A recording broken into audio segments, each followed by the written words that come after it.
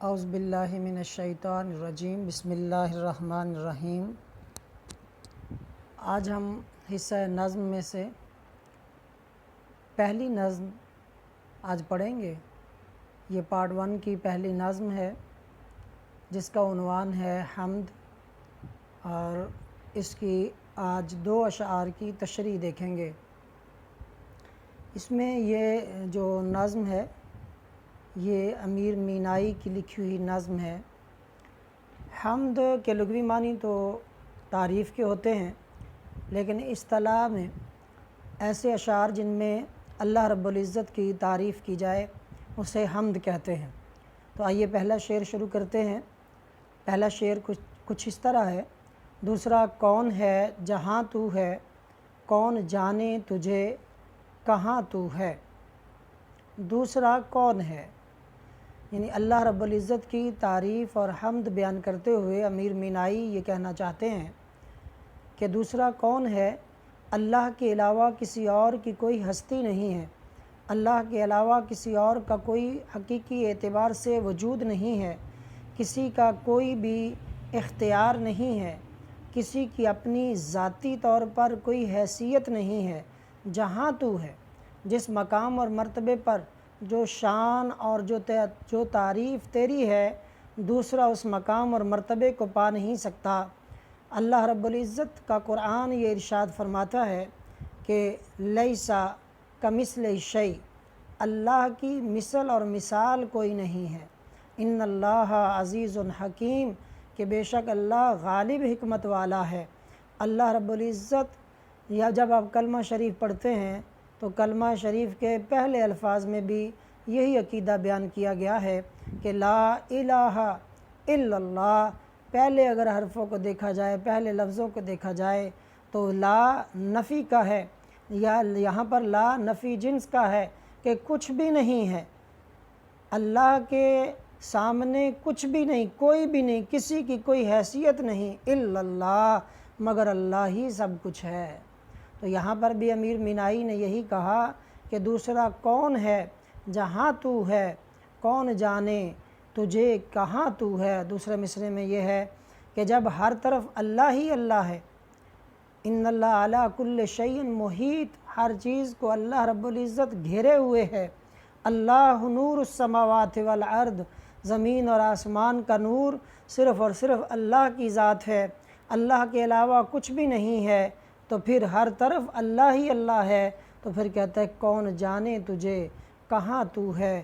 پھر کسی کوئی یہ بھی نہیں بتا سکتا کہ تو کہاں پر ہے، یعنی اللہ رب العزت کو کسی ایک جگہ میں مقید نہیں بتایا جا سکتا، کسی ایک خاص جگہ میں نہیں کہہ سکتے کہ اللہ رب العزت یہاں پر ہے اور یہاں پر نہیں ہے، لیکن اللہ رب العزت ہر جگہ پر ہے۔ لیکن یہ کہنا کہ یہاں پر ہے یا اس جگہ میں ہے، اصل میں اس چیز کی نفی ہے کہ اس جگہ میں ہے، کیونکہ اللہ کی ذات جب ان اللہ علی کل شیء محیط ہے، ہر چیز کو گھیرے ہوئے ہے، تو اللہ پھر کسی چیز میں بھی سما نہیں سکتا، کسی چیز کے اندر وہ آ نہیں سکتا۔ اس لیے کہا کون جانے تجھے کہاں تو ہے۔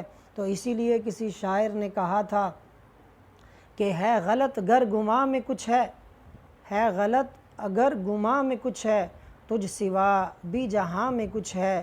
وہ کہتے ہیں کہ یہ گمان جو ہے سراسر غلط ہے، اگر تیرے یہ دماغ میں یہ گمان بھی گزرتا ہے کہ کچھ ہے، یعنی کیا کہ اللہ کے سوا جہان میں کچھ ہے، تو یہ غلط ہے، یہ بالکل سراسر غلط ہے۔ اگر حقیقت ہے تو وہ اللہ رب العزت کی ذات کی حقیقت ہے، اگر کوئی حقیقت ہے تو وہ اللہ ہے، باقی ہر چیز جو ہے وہ غیر مستقل ہے۔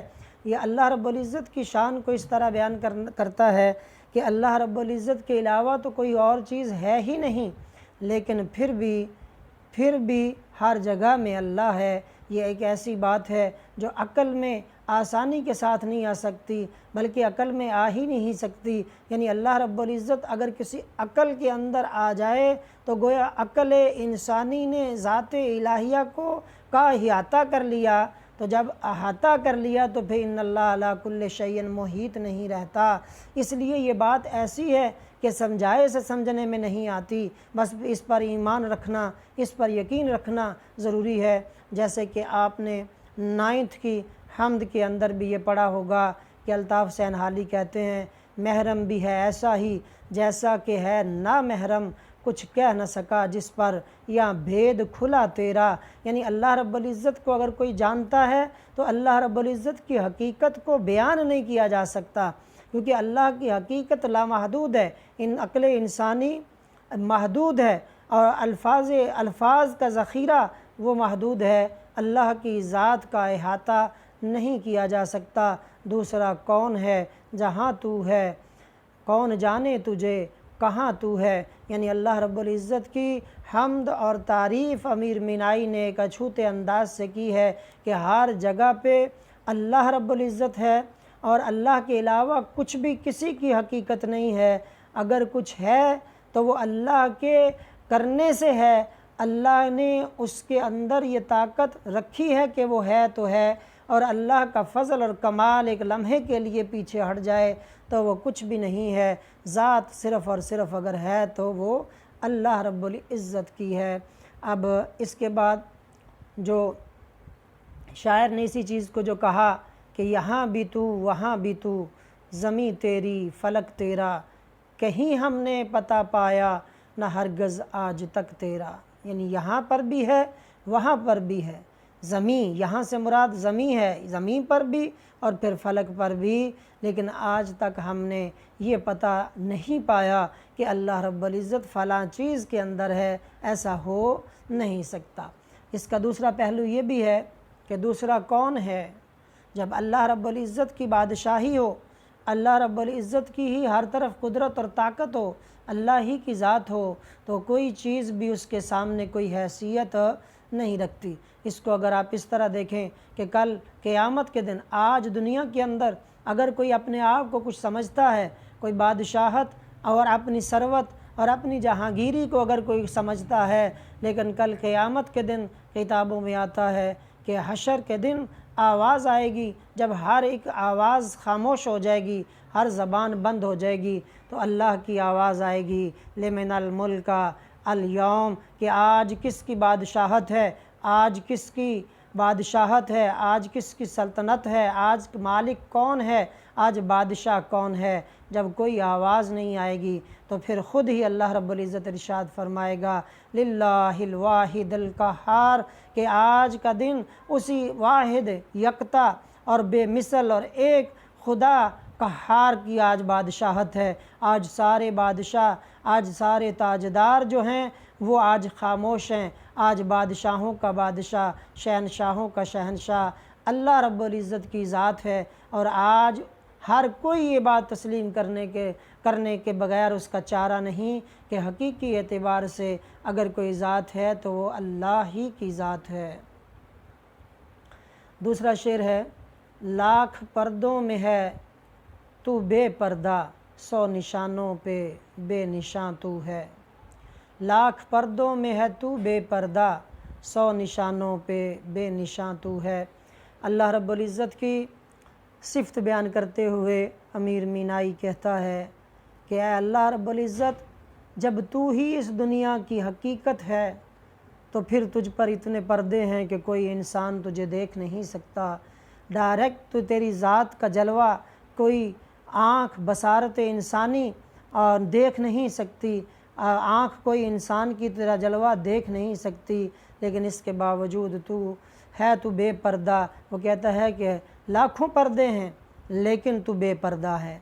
लाखों पर्दे तो उसके लिए है जिसमें अक्ल सलीम नहीं है, जिसमें देखने की, समझने की और इसको परखने की कोई अहलियत नहीं है, बल्कि कहता है ऐसे पर्दों में भी बेपर्दा है ऐसा इंसान जिसके दिल के पर्दे उठ जाएं, जिसको अल्लाह फ़हम सलीम अता फ़रमा दे, उसके लिए तू बेपर्दा है। यानी बेपर्दा कहने का मतलब यह है कि कायनात के सारे मनाजिर अल्लाह रब्बुल इज़्ज़त की ज़ात की तरफ इंडिकेट करते हैं। वो अल्लाह रब्बुल इज़्ज़त के बारे में बताते हैं कि अल्लाह रब्बुल इज़्ज़त की वो ज़ात है। जब आसमानों को देखते हैं तो हमें हमारी अक्ल सलीम इस तरफ इशारा करती है کہ وہ اللہ کی ذات ہے جس نے اس آسمان کو بغیر ستونوں کے کھڑا کر دیا ہے، زمین کا یہ فرش جس نے بچھا دیا ہے، یہ سمندروں کی طغیانی کو جو روکے ہوئے ہے، یہ دیو ہیکل پہاڑوں کو جس نے زمین میں ساکت اور جامد کر دیا ہوا ہے، یہ سبزے سے لہلہاتے ہوئے میدان اور سبزہ زار جو نظر آ رہے ہیں، ان کا جو خالق اور مالک ہے وہ اللہ رب العزت ہے۔ یہ رات پڑ جائے تو آسمان پر جو ستاروں کی یہ جگمگاہٹ ہے، یہ ستارے جو جگمگاتے ہیں، یہ جو آسمان کی خوبصورتی ہے، یہ چاند کی جو بینی بینی یہ روشنی ہے، یہ سورج کی جو حدت اور تمازت ہے، یہ جو سورج دھوپ کی جو تپش اور تمازت ہے، اس کے پیچھے وہ کون سی وہ طاقت ہے، وہ طاقت یہ جو نظام ہستی چلا رہا ہے وہی خدا ہے۔